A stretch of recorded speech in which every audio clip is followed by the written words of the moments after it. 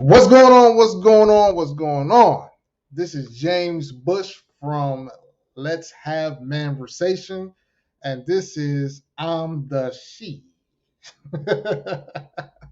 Still can't believe, man, she let me get away with that name. But thank you guys for tuning in. I have a special guest that is going to be joining us. It is Mr. Charles Sneed. Charles, can you come on in? Come on in. Don't Yes, want. sir. Can you hear me?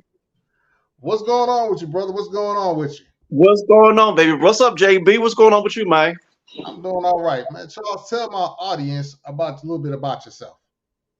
Okay, no problem. My name is Charles Sneed, native born, Nashville, Tennessee. I have an organization that I've started a couple of years ago called My Manhood Matters. Uh-huh. I've been married to my wife, Denotra, for 32 years. I've been in ministry of born again church for over 30 years. Gotcha, man. Tell me about My Manhood Matters. Tell me about that project.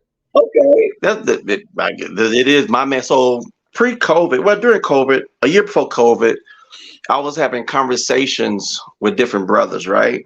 Right. And in that conversation, depression was trying to sit in. They feel like they wasn't good enough, which stemming from dating different women to make them feel less than or demasculating who they are as a man. Mm-hmm. And then we had a couple of prominent people in the city of Nashville that committed suicide. So I felt a burden to say, hey, my manhood matters. You know what I'm saying? And then revisit who we are. You can't be anything to anybody else until you know who you are first. You can't be a great husband. You can't be a great father. You can't be a great entrepreneur until you really coincide. Okay, who am I as a man and who am I at this point in my life?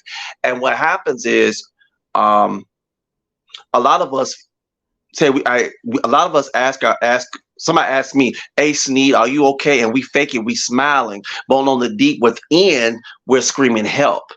And Mm-hmm. there's a cry for help, and there's a scream that's so loud that our counterparts, or sometimes our spouses, or sometimes our churches, or sometimes our family don't hear the cry. And sometimes it's causing us to speak up, but ego and pride won't allow that to happen sometimes. So that's how My Manhood Matters started. So I'm gonna start a podcast soon. My Manhood Matters, real men, real time, real journeys. And that's how My Manhood Matters got started, man. Just a cry, just talking to different brothers, different conversations. And I just noticed that same thing of, am I doing midlife crisis? I'm going through this whole depression piece. We got this COVID going on. And that's how it all came about, James. Man, I mean that now definitely, if anything that comes out of the pandemic, that is, man, something extraordinary. It's funny because when you were talking, I was thinking to myself, the knock against guys a lot of the times is that men don't talk, men don't Right, communicate. right, Sometimes I sit back and I just say, well, nah, any barbershop on the weekend, you can find us in there, man, being the loudest ones, having what I call manversations, talking right. about issues that are detailed to guys. And I wonder, why is that? Why is it that men, we feel more comfortable in our spaces talking to other brothers, but sometimes to our female counterparts, that doesn't take place? Well, it's a pride issue for number one, Mhm. and sometimes talking to our male counterparts, with men, period, we have to build a level of trust with whomever to really tell you how I really feel. Now, Mm. part B to that question with the female is, believe it or not, we as men, we don't want to deal with rejection either. Mm. Man up. You know what I'm saying? We don't want to deal with the woman that I love, the woman who's supposed to guard my heart and the vision of who I am. We don't like rejection either. Right. But what I think I know for sure, though, James, is this: that brothers are talking more. I believe so. Brothers are I believe so. brothers are talking more, and brothers are open to counseling now. Yes. Yeah. Now that I have seen. And I think that's the first step before you talk to your spouse about anything. I think you have to create a somebody you're accountable to, or counseling first, to just kind of give you the how to go about even discussing it with your spouse, to get some wisdom on that. For first of all, you need to find somebody you can trust to talk about it. And with that professional piece, it'll help you to dialogue with your significant other. Definitely. Okay. Okay. So then Yeah. now brings us all full circle to, man, our topic of the evening. I have this thing called MANversations.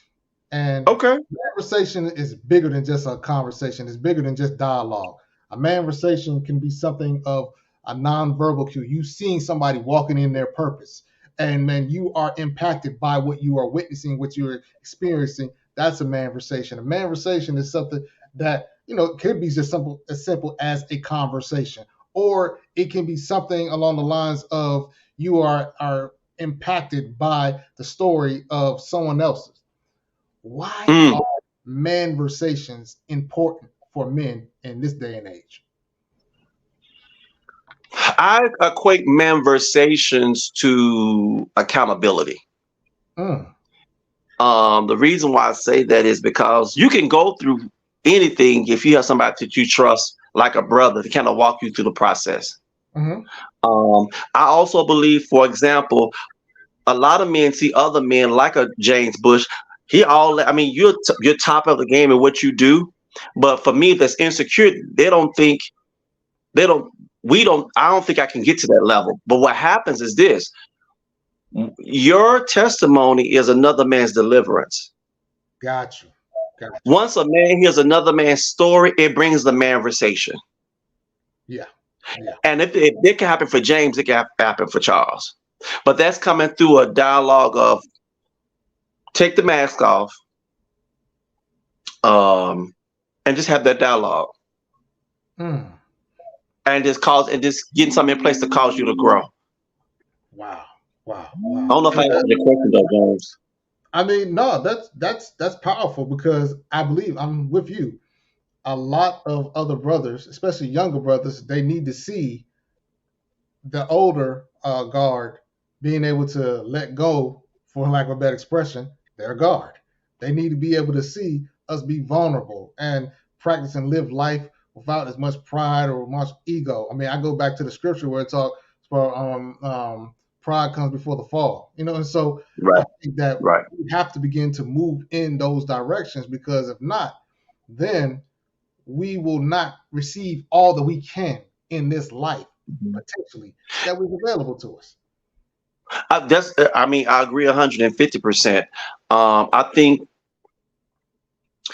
the older, because I'm an OG now. So us older generation brothers, right? Yeah. Need platforms like this, but we got to be, like you said, swallow the pride and let's share of the thing. Because you weren't always James Bush before James Bush got this big. You know what I'm saying? Before manifestations. No. But when you tell your story, you'll tell the process how you got there. I think the thing about it is just throwing the whole thing off, especially with us brothers. We understand the principles of life and we Mhm. understand the promises of life, but we don't go through the middleman called process. Mm, mm, In that process, I got to release this thing, the guilt, the shame, whatever it is. This is what's ahead of me. I know I can be this big podcaster. I know I can be a big entrepreneur. I know I can be a better man. But the but in order to be a better man, you got to deal with the little boy that's inside of you. Your little boy is hindering you from being the man that God is calling you to be, or who you want to be. right. Right. I like what you're saying. Um, It reminded me of you from you. I mean, you from have a football, right? yeah. So I'm not a Cowboys fan. Oh well, you done messed up already, but that's not the point. You still my brother. It don't matter. I'm not a Cowboys fan. But one of my favorite players ever to play the game, he played wide receiver. It's Michael Irvin. And Okay, great, right, great. I number agree. number 88 man was I mean I like him better than Jerry Rice. And even though Jerry Rice got all the records, but Michael Right, Irvin had this way of when you would see him on the sideline, he would hold his other teammates accountable and they that's would it. respond to what he was saying and doing. He was a leader of men. And I think that's so important in this day and age because a lot of times us brothers, we're looking to the sisters and saying, well, if the sisters get right, well, what about if we just man do what we supposed to do? What about That's man step one. if we're on offensive line, hold your blocks. If Right, you right, tight, run your route. If you are running right. back, man, hit that A gap or that B gap hard as all it need to be. What if we just do what we're supposed to do, and the rest more than likely will take care of the rest because the example has been set. And again, that's what these manversations are for. It's us Right. becoming more accountable and walking in the purpose that we're supposed to, so that those who walk and who are viewing this, I don't want to say phenomenon, but it actually is, those who are viewing Right. the phenomenon, because it's very, I mean, goodness gracious, when you see somebody operating in their gift, it's like watching Michael Jordan play. Then Right. others will potentially seek after that, and they will go forward in their own selves. What's your thoughts? I mean, you said it. You just gave my thought. You just said my thoughts. Oh I man, agree 100%. But sometimes they can be twofold, though, James, okay. because you do have those brothers that are doing what they're supposed to, and it's not enough for the female beside them. Mm, You still have those brothers that are fake. You still got some brothers that are faithful. You still got some brothers that handle their business. But sometimes you get a few females that want him more. But what does that more look like? And are you willing to step your game to match what you're trying to bring to him? okay. And what I mean by that is you got, and I think we talked about this before, James. You still want these women want these brothers kind of, they want a little thug, which ain't nothing wrong with that. I think every woman wants a little, a little thug in them. I'm not knocking that. But when you get to the point, you want him to call you out of your name. You want him to put his hands on you. You want, but he's good to you. He loves you. He takes care of the kids. He takes care of the bills. The love making is good. He made good money. But some of these women out there want a little bit more. What more than you want? Man, I mean, if that makes any sense. it makes a lot of sense, my brother. A lot of sense, my man. I So know at you that point, no, but at that point, it caused them to demasculate too. You see what I'm saying? That's why I'm saying these brothers said, Sneed, I'm doing all I know to do. What else I need to do? Don't, and I tell them, don't lower your standard. that's true. And again, No, that ain't even prideful. That's not even prideful. That's just a standard. right, right, And and that's then my. once you moved on, they should be trying to come back. No, it's too late. Oh God, you remind me of something I saw on social media within the last week, man.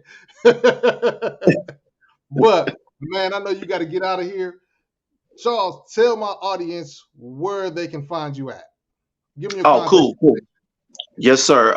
My website is www.mymanhoodmatters.com. Right. You can also find me as on all social media platforms. If you don't want to talk to me personally, my Gmail account is charlessneed@gmail.com. If you want to call me on my phone, my number is 615-917-4294. Man, James, I am so proud of you, dude. I know most of everybody feel like I need to say this to you. Mhm. I think what you are doing is a phenomenon. I want to say how proud I am of you for representing the brothers well, for being the man that God has called you to be the father He's called you to be. Um, and the vision that you have is so much bigger than you even imagine, man. I'm just godly proud of you, man. You just keep that good work up and continue to raise the bar, because these Yeah. type of conversations, man, is more needed, and not just conversations but follow-up. That's why our tours in a plan for you. That's why books are in you. That's why it's so much out there that you're gonna have to tap into and really dissect, because even though some things are culture, Mhm. whether it's black, white, Indian, Hispanic, but guess what, we still a man, and there's still a common denominator that we as men we all struggle with. But you're the man that can break that, though. That's what's up, man. I receive that, and I appreciate that, man. And Yeah, yeah. I appreciate that, my brother. And definitely, we got a lot of things that coming up, a lot of things to get going. Man, stay there Yeah. one moment. Stay there one moment. So check this out, Okay. ladies and gentlemen. I got two announcements before we get off. We have Okay. Men Inspiring Men. Manspirator, information about men inspiring men. It is about words of wisdom, it's about affirmation, it's about men being able to pour back into their younger selves, their current selves, as well as their aging selves as well too. And it's 365 days of it. My brother Charles, he's already signed on. He's going to give us and make a contribute to it. It's a 250 word piece. Now I know a lot of you guys, like, man, I just rather you, man, take the donation, man. I don't want no, brother.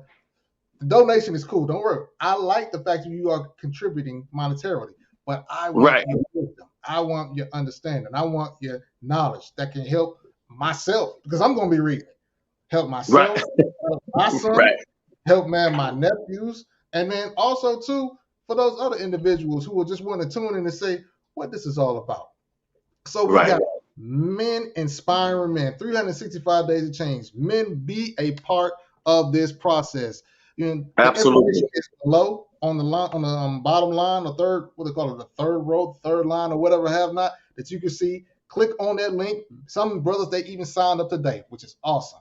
And I have another one. We have our annual conference, man. It's somewhat the hub of it. LHM Huntsville, Alabama, December 1st and 2nd at the Omega Center, 181 Import Circle Northwest. You know, this is going to be even bigger than last year. Last year was our inaugural conference, man. We had fun. We inspired, man. It was four great panelists. They came on. They rocked it. And so this year, we're going to expand it just a little bit. We're going to have panels talking about the mental health. We're going to have panels talking about community. We're going to have panels talking about voter registration and verification, and much, much more, man. Sign up, participate. The link is below. Again, the bit.ly link is below, or you can email us at contact@letshavemanversation.com. That's contact@letshavemanversation.com. Man, once again, you guys, man, I appreciate you tuning in. Charles, man, once again, ladies and gentlemen, this ain't the last of you see me and this brother. God give us breath in our body. We're gonna continue to do this and put Yes, forth sir. word out. Y'all All take right, it easy. man.